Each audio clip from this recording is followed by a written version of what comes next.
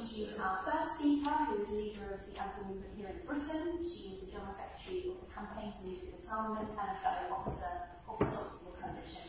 Please welcome Kate Hudson.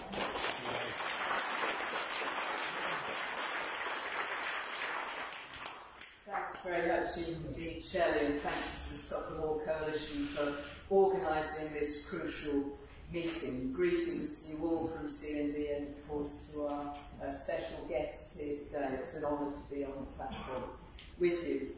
There are terrible developments in this war, and what's absolutely clear is that our government has no concern whatsoever for human life in this conflict.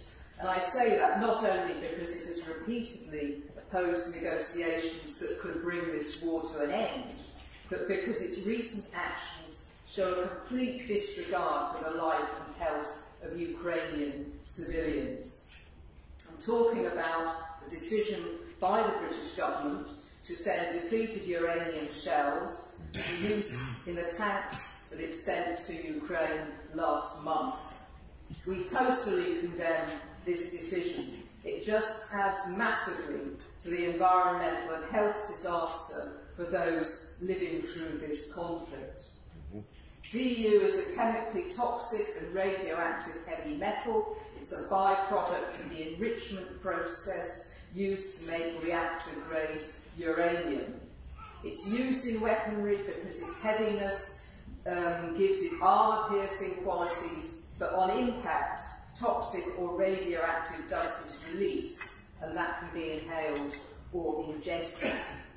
Its terrible health consequences have been well known since it was used on a large scale by the US and UK in the Gulf War in 1991 and in Iraq in 2003. And it caused there a sharp increase in a number of cancers, including breast cancer and lymphoma, and a rise in birth defects from areas close to the main battlefields. It was used in the former Yugoslavia by NATO forces in 1995 and 1999. That led to the same kind of consequences. It was also used by the US in Syria in 2015. Now, other countries have banned DU, and since 2007 in the United Nations there have been repeated UN resolutions about it. But surprise, surprise, the UK, together with the US, France and Israel, have been the only states that have consistently voted against those resolutions. And I say shame on them for that. Yeah. The British government must put an immediate end to its use of depleted uranium. Inflicting it on the people of Ukraine is just the last thing that they need. Yeah. And the risk of nuclear weapons use continues to increase as well.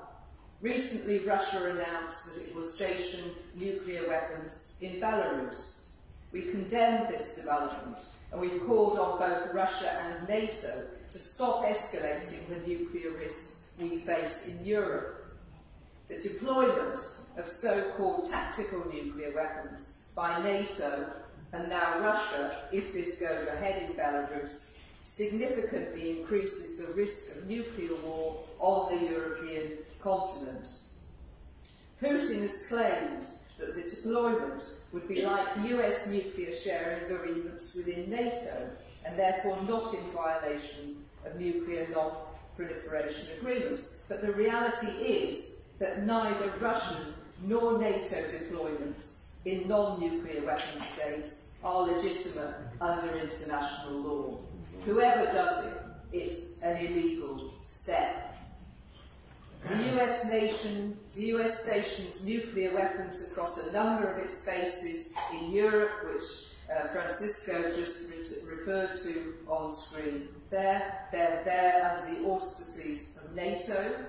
It's upgraded its nuclear bomb to the B-61-12, and that's now scheduled for deployment across Europe any time now.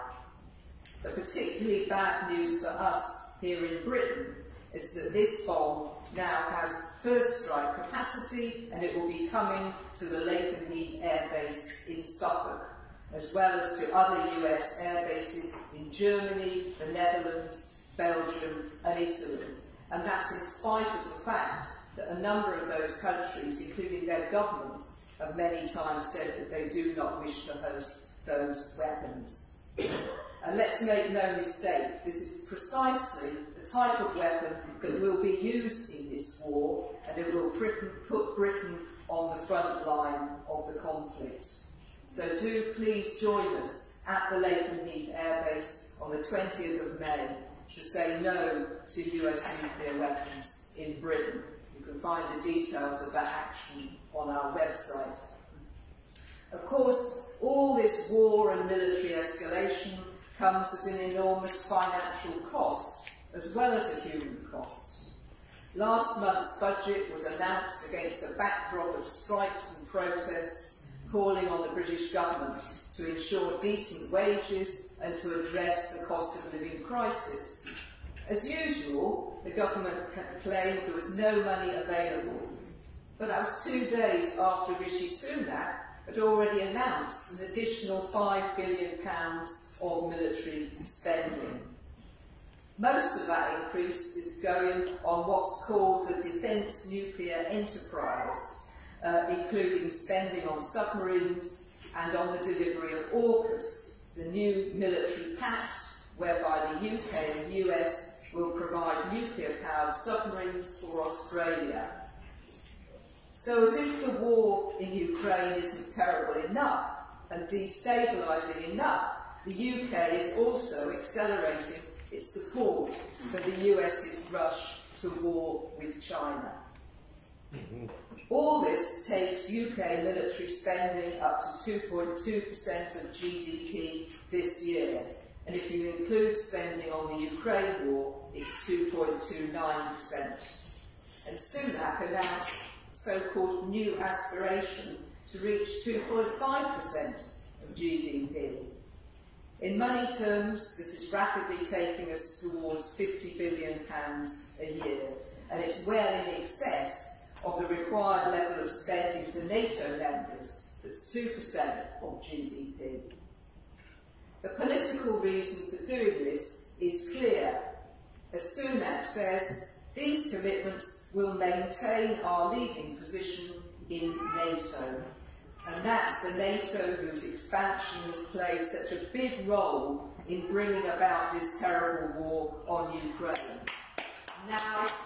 Now Finland is a member and Sweden is on the brink of joining too, whilst it still faces opposition from Turkey and Hungary. And now Stoltenberg is saying that NATO will admit Ukraine once the war is over. What we actually need is a new common security architecture which moves away from militarisation and nuclear weapons. NATO is nothing more than a global disaster. There are so many dead from its wars, so many dead.